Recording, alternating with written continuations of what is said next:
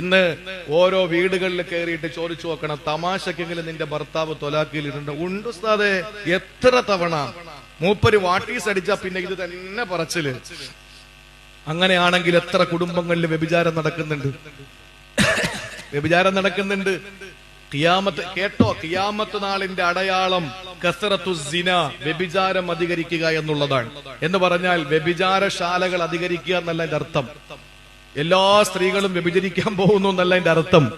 സ്വന്തം ഭർത്താവുമായിട്ട് വ്യഭിചരിക്കും, സ്വന്തം ഭർത്താവുമായിട്ട് വ്യഭിചരിക്കും. അതാണ് ലോകാവസാനത്തിന്റെ അടയാളം. കാരണം എന്താണെന്നറിയോ? ആ അൻവരി ഉസ്താദിനൊക്കെ അത് കൃത്യമായി മനസ്സിലാവും.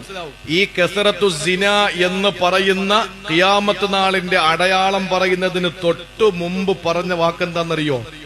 എന്താ? ഇൽമ് ഉയർത്തപ്പെടുക, വിവരം കുറഞ്ഞു വരിക എന്നാണ്. വിവരം കുറഞ്ഞു വരിക എന്ന് പറഞ്ഞിട്ട് ഉടനെ പറയുന്നത് വ്യഭിചാരം അധികരിക്കുക എന്നാണ്. അതിന്റെ അർത്ഥം എന്താണ്? ഭാര്യയും ഭർത്താവും തമ്മിൽ എങ്ങനെയാണ് ഇടപെടേണ്ടതെന്നുള്ള വിവരം നഷ്ടപ്പെടുക. നഷ്ടപ്പെട്ട പിന്നെ ആ ഭാര്യയും ഭർത്താവും വ്യഭിചാരികളായി മാറും. എങ്ങനെ?